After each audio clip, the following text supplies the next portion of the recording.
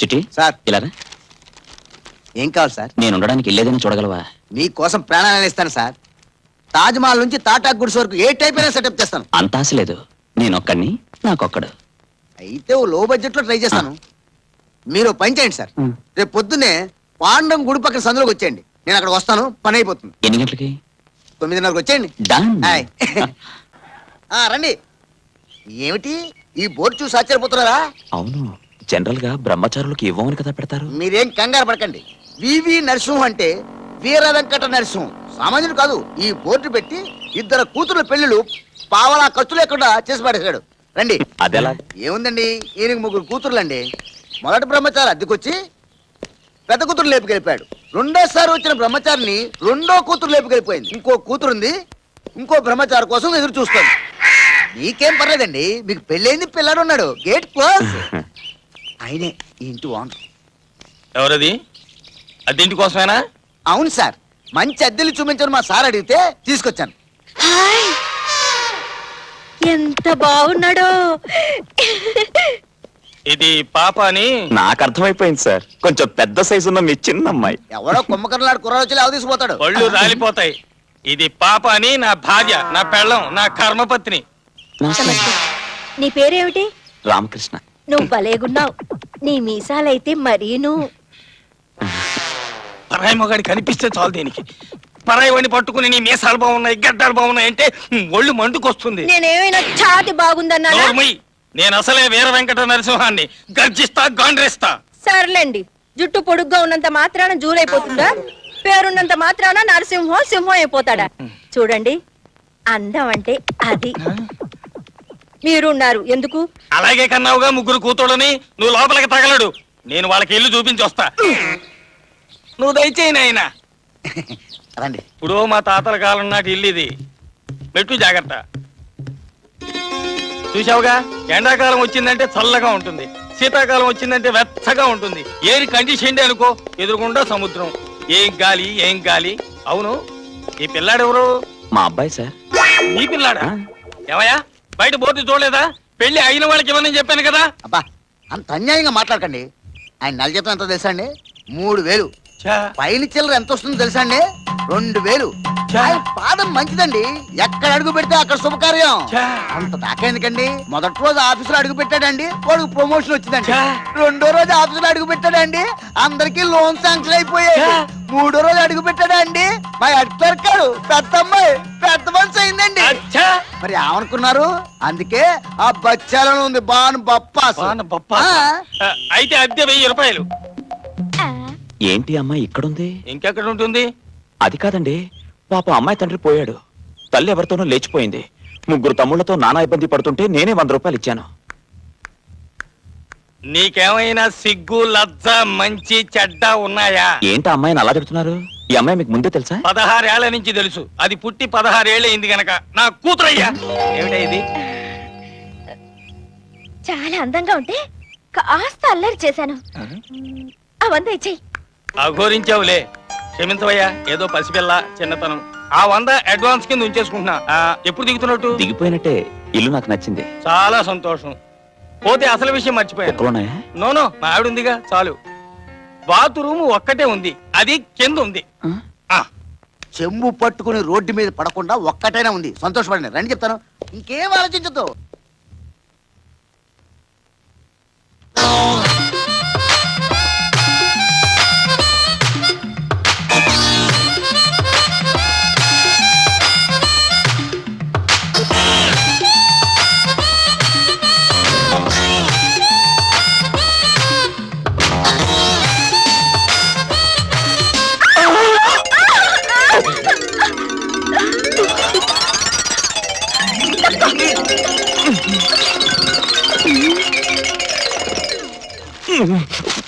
ఏమైందయ్యా? క్షమించండి, బాత్రూమ్ లో మీ అమ్మాయి ఉంది, చూడకుండా తలుపు తెరిచి చూసేశాను. అలాంటివి చూసి చూడనట్టు ఊరుకోవాలి. అంత క్రితం మీ ఆవిడుంది. పాపా, ఒసే పాపి! పొరపాటు ఆవిడది కాదండి, బాత్రూమ్ కి గొళ్ళెం లేదు, అది చెప్పడానికే వచ్చాను. ఆడపిల్ల స్నానం చేస్తుంటే కళ్ళు అప్పగించుకుని నోరెళ్ళ పెట్టుకుని చూస్తావా? అలా చూడటానికి నువ్వు నా కన్న తల్లివా లేక కట్టుకున్న మొగుడివా? క్షమించండి, అందుకే ఎవళ్ళ బాత్రూమ్ వాళ్ళకు ఉండాలనేది. సర్లేవయ్యా, దెబ్బకి దెబ్బ తీస్తాను. నువ్వు నన్ను చూసావుగా, అలాగే నేను నిన్ను చూడకుండా వదులుతాననుకున్నావా? మా బాత్రూమ్ కి ఎక్కడెక్కడ బొక్కలున్నాయో నాకు తెలియదు అనుకున్నావా? ఓరి దేవుడోయ్! ఎలాగూ చూసేశాడుగా, అతనికే ఇచ్చి పెళ్లి చేసేస్తే పోలా. అమ్మయ్యా, నా మూడో పిల్ల పెళ్లి కూడా సెటిల్ అయిపోయింది. ఇదెక్కడి కొంపరా దేవుడా! మగాళ్ళ శీలానికి అస్సలు రక్షణ లేదు. గోడలకి చెవులుంటాయని విన్నాను. ఆ, కళ్ళు కూడానా?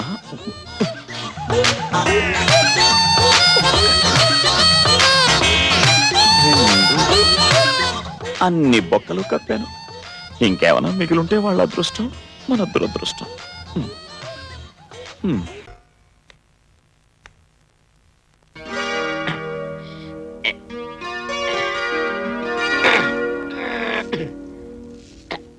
ఆసియా ఏమిటిది? ఏమండి, చిన్న సాయం చేయరండి. మీ చేతులతో నాకు కొంచెం ఉరేసి పెట్టండి. ఇప్పుడు నీకేం కష్టం వచ్చిందని? ఈ ఆశయ జీవితంలో ఏ ఆశ లేకుండా పోయింది. ఈ బతుకు బస్ స్టాండ్ లో ఒక్క బస్సు ఆగటం లేదు. అసలు విషయం చెప్పు. చెప్పటానికి ఏమండి, చాలా ఉంది. నేను మా పెద్దోళ్ళ మాటలు విని నా మేనగోడల మెల్లో 3 ముళ్ళు వేశాను. నేను శోభనం గదిలోకి వెళ్ళాను. అది మాత్రం పాల గ్లాసుతో రాలేదు. పాపం బూతులో పాలు దొరకలేదేమో. లేచిపోయింది. పెళ్లి నీతో శోభనం పక్కింటి వాడుతున్న టైటిల్ కార్డు నా మొఖాన కొట్టి వెళ్ళిపోయింది. ఎక్కడికి? అడ్రస్ చెప్పలేదు. మళ్ళీ మా పెద్దల మాటలు విని మళ్ళీ పెళ్లి చేసుకున్నాను. మంచి పని చేసావు. కానీ ఏం లాభం? పెళ్ళైన మరుసటి రోజే సాంబార్లో తిరుగుమూత పెడుతుండగా పెద్ద మూత అనిపించింది. పెళ్లి చూశాను. సిలిండర్ పేలింది, పెళ్ళాము పేలింది. గ్యాస్లో గ్యాస్ లాగా అది గ్యాస్లో కలిసిపోయింది. అయ్యో పాపం. మహాపాపం అంతే. ఇక పెద్దవాళ్ళ మాట వినకూడదని నిర్ణయం చేసుకుని నేనేవో అమ్మాయిని ప్రేమించేశాను. ఎవరిని? ఎందుకులేండి అమ్మాయి గారు, ఈ తాడు మెడకేసుకుంటాను, ఈ స్టూల్లో ఒక తన్ను తన్నండి, కదలకుండా చచ్చిపోతాను. ఆ విరక్తే వద్దు. అమ్మాయి ఎవరు చెప్పు. వద్దు అమ్మాయి గారు, ఆ అమ్మాయి పేరు చెప్తే ఈసారి మీరు ఊరేసి పారేస్తారు. నేనంత దుర్మార్గురాలు కాదులే. ఎవరు చెప్పు. చెప్పక తప్పదంటారా? చెప్పేస్తున్నా. చెప్పేయమంటారా మరి? మీరే. You idiot! అవును రే, నేను ఊరేసుకుంటుంటే కనీసం వద్దని ఒక మాట అనలేదారా? ఏం లేదన్నా, ఆ. నువ్వు చచ్చిపోతే నేను స్వప్న సుందరికి లేనేద్దామని. రేపు చెప్తానా నీ పని. స్వప్న. నమస్కారం సార్. నమస్కారం మాస్టర్. మనవడు ఉద్యోగం కోసం తమరు రావటం ఏం బాగాలేదు. ఉద్యోగం ఎవరికి కావాలో ఆ క్యాండిడేట్ రావాలి. ఉద్యోగం నాకేనండి. మీక అయినా రిటైర్ అయ్యాక హాయిగా కృష్ణారామ అనుకోక ఈ వయసులో మీకు ఉద్యోగం ఎందుకని బాబాయ్ గారు? నాకు ఇంతవరకు ఉద్యోగం రాలేదు. నేను ఇంతవరకు 9,998 ఇంటర్వ్యూలకు వెళ్ళాను.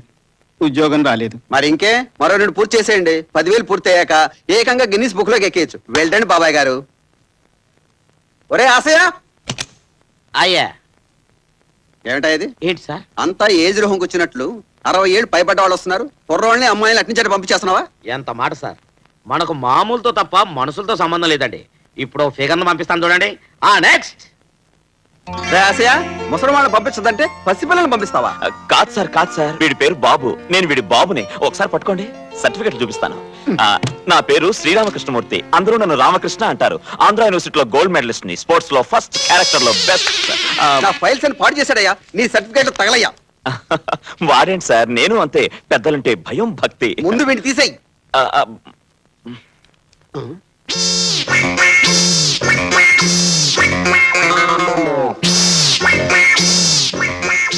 Get out. అది కాదు సార్, ఇప్పుడు I say get out. Okay. Important papers నాశనం అయిపోయాయి.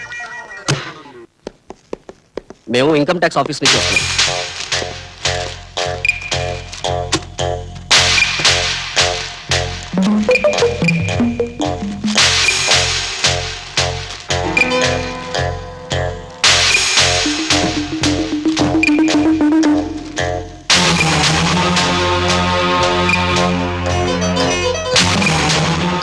సారీ సార్, మీ కంపెనీ అకౌంట్స్ లో ఏవో తేడాలున్నాయని అవన్నీ ఒక పేపర్ మీద రాశారని తెలిసింది.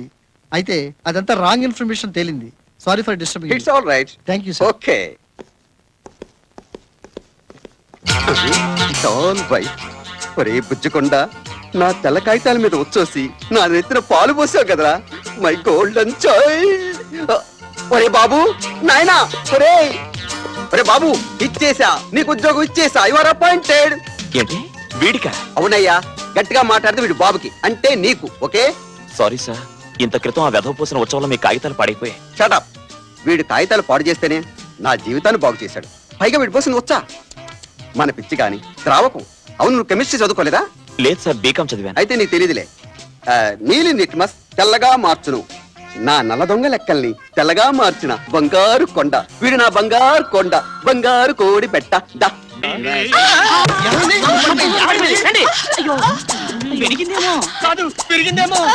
బ్రేక్ ఫెయిల్ అయింది. అసలు మద్దరా చేయండి రా, చూస్తారేంటి?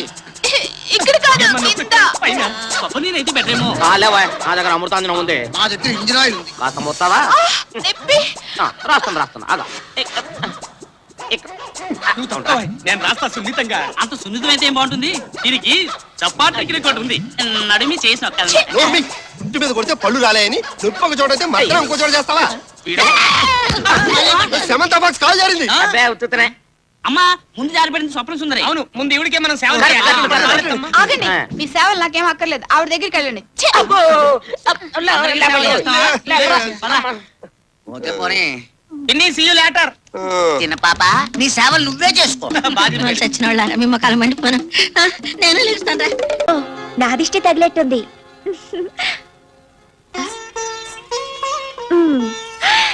ఇప్పుడు అచ్చం పెళ్లి కొడుకులో ఉన్నావు బావా. నా పెళ్లికి కళ్యాణ తిలకం నువ్వే పెడుతూ గాని. నాకెలా కుదురుతుంది? అప్పుడు నీ గౌరీ పూజలో ఉంటాగా.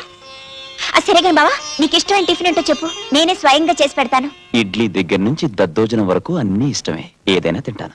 అయితే 5 నిమిషాల్లో నీకు ఇష్టమైనవన్నీ చేసి పెడతాను. ఇప్పుడే వచ్చేస్తాను.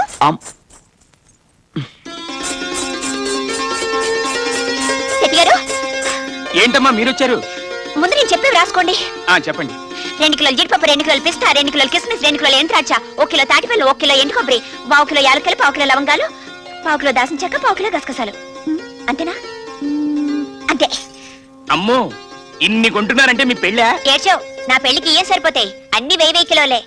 ఊరి నుంచి మా బావ వచ్చాడుగా, నేనే స్వయంగా ఇవన్నీ వండి పెట్టి ఆయన్ని పెళ్లికి తయారు చేస్తున్నాను. అవతల నా బోల్డ్ అంత పని ఉంది, ఇవన్నీ తొందరగా ఇంటికి పంపించేసేయ్. ఇవన్నీ తింటే ఏమైపోతాడు? పంపుతున్నానమ్మా, పంపుతున్నాను. బావా, టిఫిన్ రెడీ. త్వరగా. ఏంటివన్నీ? ఏముంది? ఇడ్లీ, పెసరట్టు, ఉప్మా, దోశ, గారెలు, లడ్లు, కాజాలు, పూతరేకులు, సున్నుండ్లు, అరిసెలు, బత్తాయిలు, ద్రాక్ష, అరటిపళ్ళు, అంతే. ఇవన్నీ తినటానికి నేనేమన్నా మాయా బజార్ గట్టొత్తుకొచున్నా? ఇవన్నీ నువ్వు తినాల్సిందే. నేనా?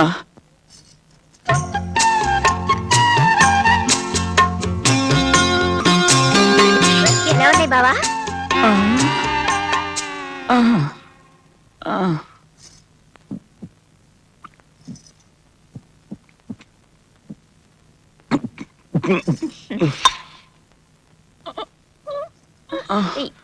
ఎక్కడ బావా? కడుపు నొప్పి, పొలాల్లోకి పోతున్నాను బాబు. ఆ సుబ్బయ్య గారి దిష్టి బాగా తగులుంటుంది. అయ్య బాబోయ్, ఏంటి తల్లు నన్ను చంపుతానంటావు ఏంటి? నేనేం చేశానమ్మా నీకు అన్యాయం? నన్ను వదిలిపెట్టమ్మా.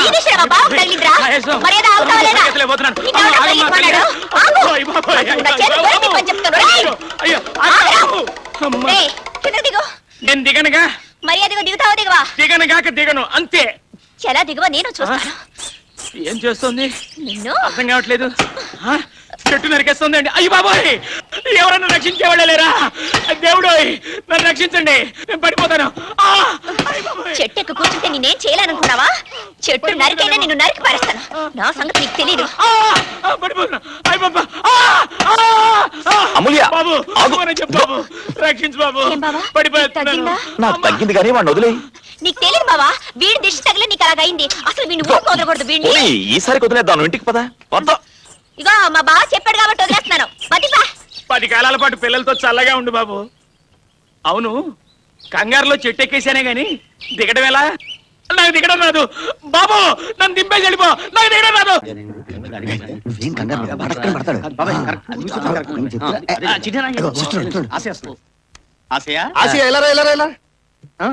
ఏంటండి? ఎంతసేపు ఇలా బరువులు మేటవేనా? ఇంత చాకరీ చేస్తావు గాని ఆ స్వప్న సుందర ఒక్కసారైనా నేను కరుణించిందా? ఒక్క వరమైనా ఇచ్చిందా? నాకే ఆశ లేదండి.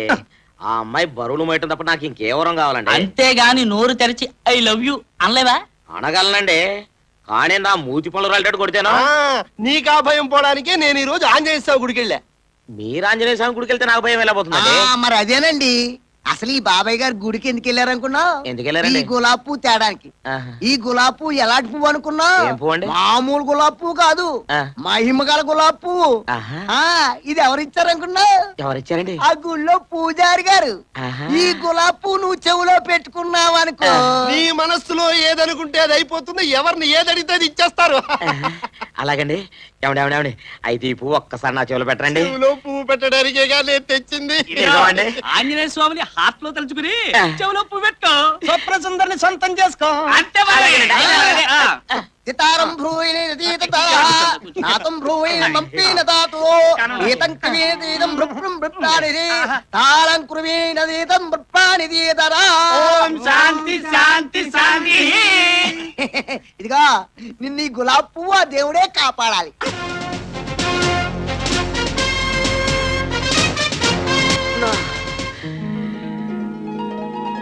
స్వప్న సుందరి. ఆసి! ఆసి! స్వప్న సుందరి. ఆసి! స్వప్న